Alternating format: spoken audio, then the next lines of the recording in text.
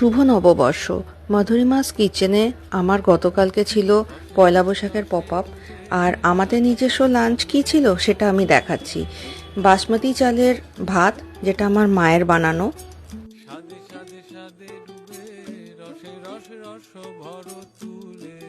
তার সঙ্গে ছিল প্লেন মটর ডাল, এটাও কিন্তু মা বানিয়েছিল। কোনো ধরনের ভাজা থাকবে না, এটা কি হয়? আমি বানিয়েছিলাম রুই মাছের মুইঠা বল। তো এটা ছিল রুই মাছের মুইঠা বল, ছোট ছোট, ড্রাই, খুব সুন্দর খেতে। আর আমার মা বাবা দুজনেই বলেছিল যে এবার দই কাতলা বা রেজালা খাবে না, সেই জন্য আমি বানালাম কাতলা মাছের কালিয়া বিয়েবাড়ি স্টাইলে।